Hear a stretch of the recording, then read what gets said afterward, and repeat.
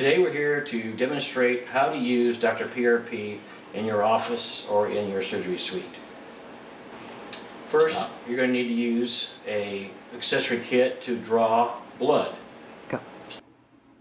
In the accessory kit, you will have all of the components that are necessary to do the phlebotomy and to process the blood. There is an 18 gauge phlebotomy butterfly. There is a 20 cc syringe. There are blunt needles for the blood transfer, a bandage, alcohol swab, gauze, and some tape. Besides the accessory kit, we have the Dr. PRP kit that comes with either an ACD, either in a 30 or 2.5 cc ACD.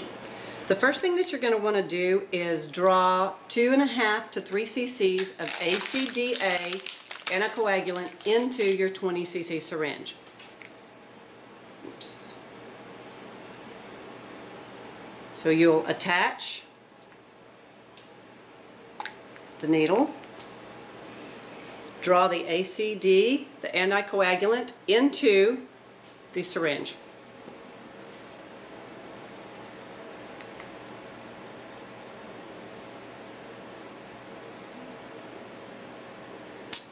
Okay. Okay. Stop. Okay. Now then you can talk about switch out the ACD needle with your blood draw needle, all of these being 18 gauge.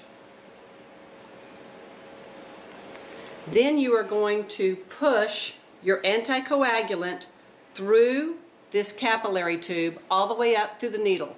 So the minute that you insert the needle into the vein, the blood will automatically come into contact with the ACD.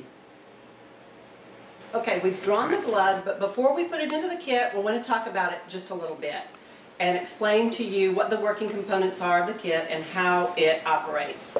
You have an injection port up at the top and a removable silicone lid, but we're not going to, that's for later.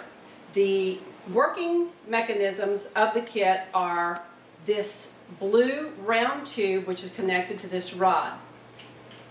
Inside there is a floating silicone shelf, and that is part of the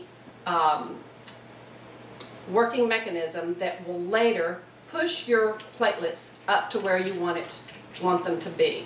Now that we've drawn the blood, we're going to show you basically how to go ahead and get the first spin done. So, here's a kit. We peel the kit out. Here's our blood, what we've done. We've basically taken it from the patient. We're going to make sure we just mix the ACD up real good. We have an 18 gauge needle. What we're going to do is pierce the silicone cap. We don't want to create an airlock in the hourglass neck. So what we're going to do is we're going to push the blood at a 45-degree angle slowly. As you see, as the blood rises, it's going to fill the lower chamber first. And as the blood rises, we're going to invert it straight up to 90 degrees until the blood fills up. There are now two on each side. There's a 10 cc increment level and a 20 cc. We are going to fill our chamber up to 20 cc since we drew a 20 cc sample. Go ahead. The kits are calibrated specifically for a 20 cc volume. Anything less, anything more, and the kit will not operate properly.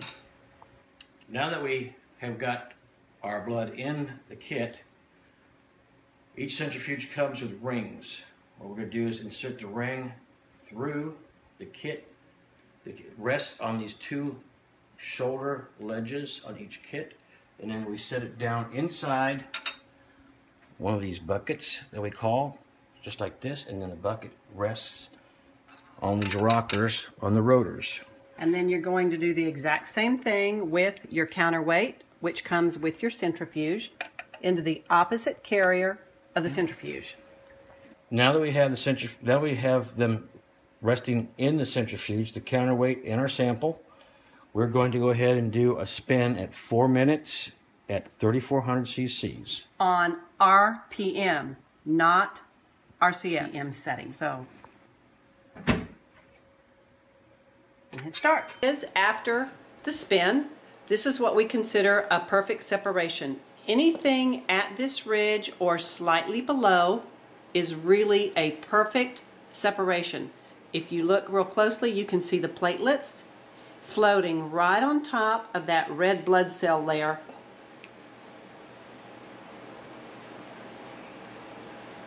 And they sort of slosh around right on the top. Sorry. Now what we're going to attempt to do is to take our product and move it all the way up into the upper chamber. The portion that we're interested in are these platelets right here in this top portion of the kit. And we move that upward into the neck of the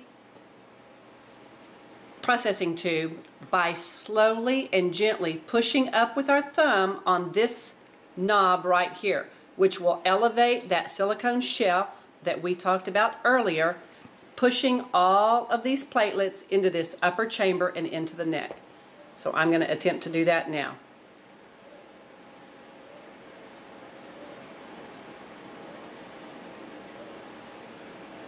And the more you do this, the more familiar you will become with the tension necessary.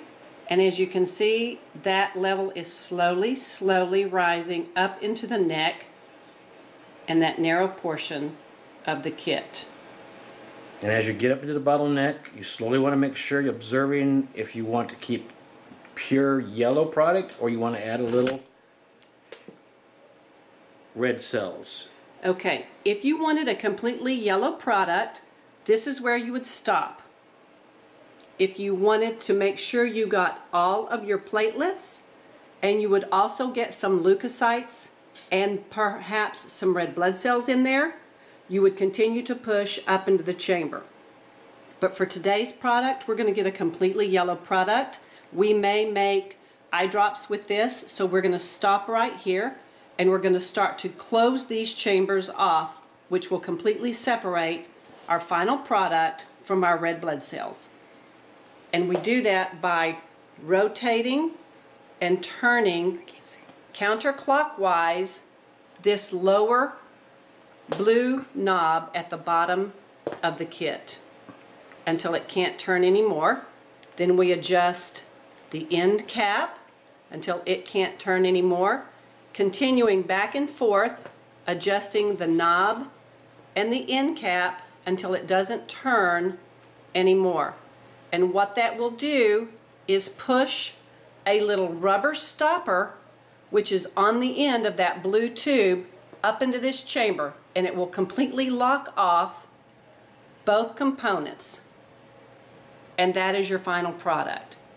So if you are going to inject a face, you would just simply shake this and withdraw the product into 1 cc syringes. It's ready to inject. So, I think it's ready. Go.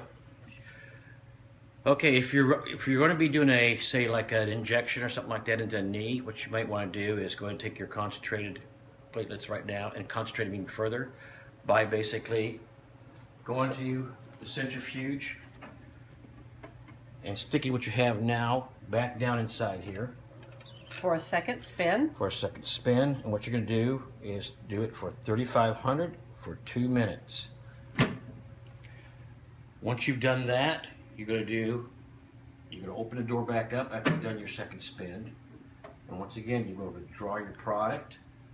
Now you've super concentrated your final product. We're going to go once again take the silicone cap out. Now we're going to take a 5 cc syringe and we're going to withdraw. We'll take a 5 cc syringe and we'll use that 5 cc syringe to take it and draw out just a 5 cc portion without shaking this container up, and withdraw 5 cc's from the top, and then remaining 5 cc's is your super concentrated portion of your PRP. Okay, I want to talk a little bit about troubleshooting. And there are mainly 3 items that might pop up when you first begin to work with the system. And the first one is an airlock. And an airlock can occur when you are putting the blood into the processing tube and you fail or forget to hold it at a 45-degree angle when you are injecting in the blood.